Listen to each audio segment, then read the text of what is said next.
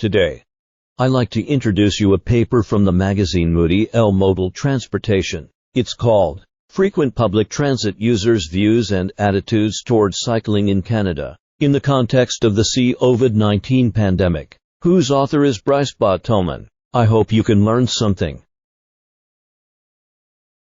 Several Canadian cities observed a shift from public transit use to private cars and active transport modes during the COVID-19 pandemic, at a moment where pre-pandemic public transit users are reconsidering their travel options. Studies describing their attitudes towards cycling are lacking, because most trips in urban areas involve short and mid-range travel.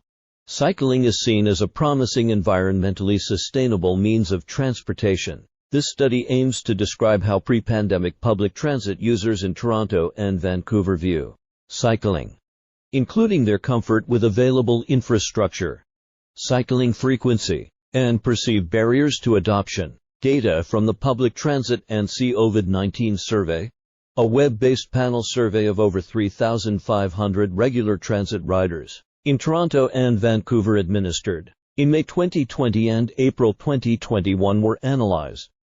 Applying Geller's typology, 70% of participants could be classified as interested but concerned, and only 5% as no way know how regarding their comfort levels toward cycling. Women were more likely to be no way know how cyclist type, weather, lack of safe routes, and having to carry things were the main barriers to cycling in both cities. Our results give insight on who should be targeted by city initiatives aiming to promote changes toward more active modes of transportation. Further studies with a causal design are required to identify possible mitigating strategies to main barriers to cycling. From March 16 to April 6, 2021, a follow-up survey of the same respondents was performed, adding questions on cycling attitudes. The survey also asked about the presence of any disability that prevents the use of walking cycling. Just over half of first survey wave participants agreed to participate in the second wave, and they constitute the study sample, based on Geller's typology. Responses to questions 1 and 2A were used to classify participants into 4 cyclist types, on the basis of their current and potential attitudes toward bicycle riding: strong and fearless, enthused and confident, interested but concerned, and no way know how. Geller's typology is useful to distinguish potential markets for cycling. Questions 2B to 8 were used to complement our understanding of participant views on cycling. Questions 2 and 3. The 6-point Likert scale was converted into a categorical variable. This study received the Social Sciences, Humanities and Education Research Ethics Board approval from the University of Toronto, and all participants provided online informed consent.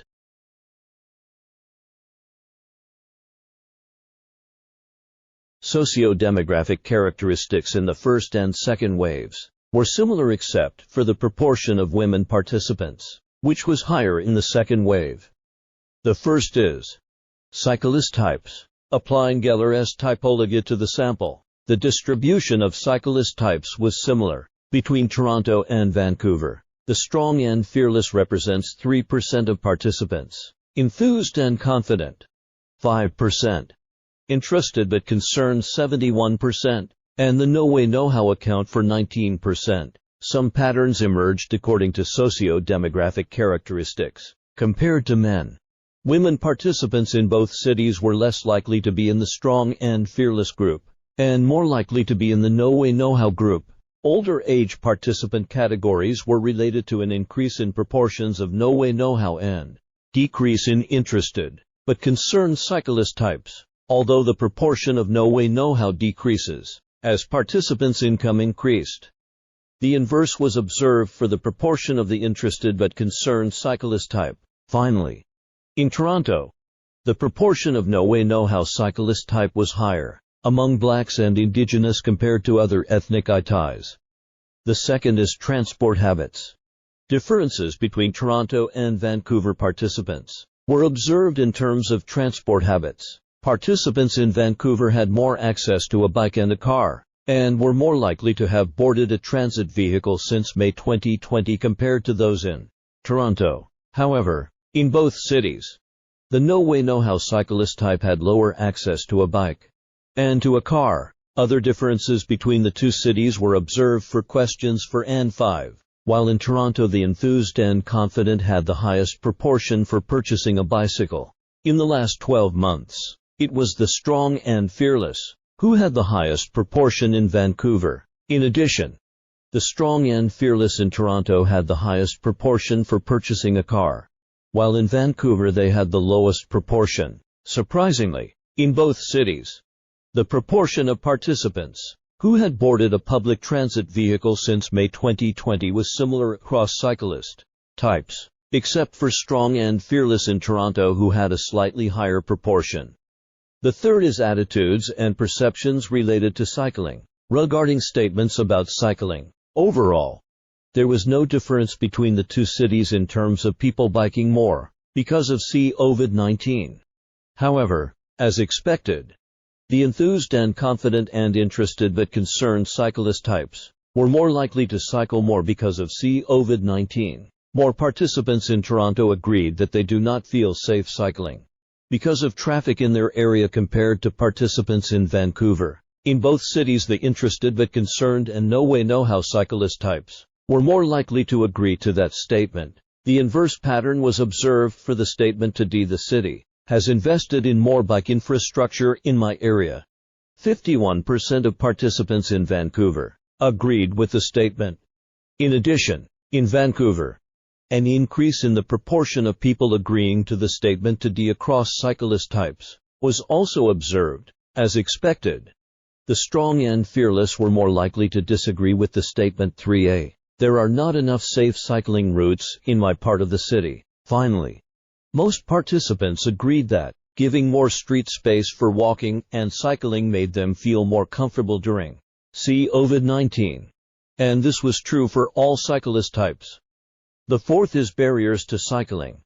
Several barriers to cycling were listed by participants, and those cited by at least 10% of participants are presented in a chart. In Toronto, weather was the main barrier to cycling for the strong and fearless, enthused and confident, and the second barrier for the interested but concerned. The lack of safe routes was the main barrier for the interested but concerned. Feeling uncomfortable was listed by 35% of the no-way no-how, and the strong and fearless. In Vancouver, weather was the main barrier for all cyclist types.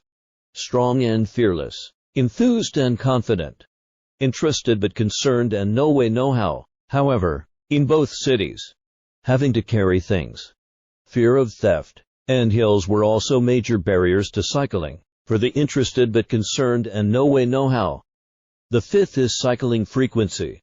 In terms of cycling frequency for non-recreational purposes, most participants did not cycle at all during the last 3 seasons. In Toronto, 53% of the interested concerned did not cycle at all, and just 29% biked at least once per week. During the summer of 2020, the corresponding proportions were 94% and 2% for the no-way no-how, 49% and 38% for the strong and fearless, and 22% and 65% for the enthused and confident. Although the proportion of participants who did not cycle at all increased during the following fall and winter, differences in cycling frequency among the 4 cyclist types remained. A similar pattern was observed in Vancouver, except for the strong and fearless, for whom only a third did not cycle at all and half of them biked at least once per week during the summer of 2020. Finally, given that most participants did not cycle at all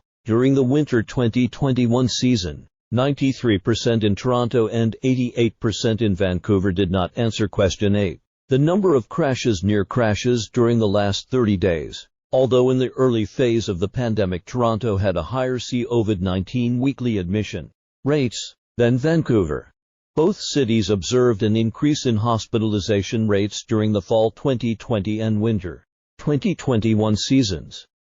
The sixth is sensitivity analyses. Applying censoring weights and the IPU algorithm give similar results. The few noticeable changes compared to primary results were the fact that a higher proportion of enthused and confident, as well as strong and fearless, have bought a car. Also, the enthused and confident in the weighted analyses were less in agreement with statement to D. The city has invested in more bike infrastructure in my area.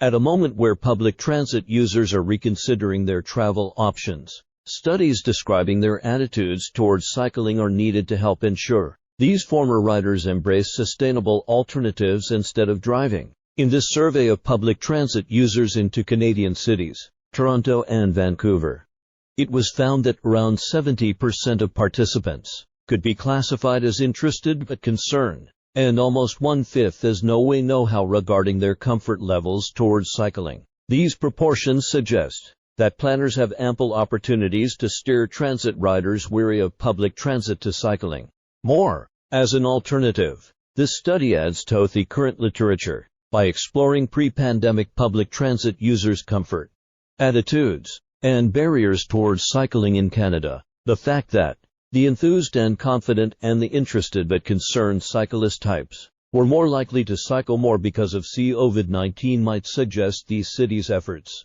to promote cycling during physical distancing are working. However, other than lack of safe routes, weather, having to carry things, and hills were also main barriers to cycling. These findings require further study with a causal design to assess if e-bikes and cargo bikes sharing could be possible mitigating strategies. Applying machine learning approaches to classify potential cyclists could be explored too. Finally, additional data from trips records are necessary to assess how recent city initiatives to promote active modes of transportation are impacting each cyclist type. Transportation changes consequent to the COVID-19 pandemic represents a very rare opportunity to learn about people's preferences during a moment where they are actively reconsidering all their options. With the expected increase in cycling infrastructure over the next few years in many Canadian cities, understanding how to reach these potential cyclists is essential.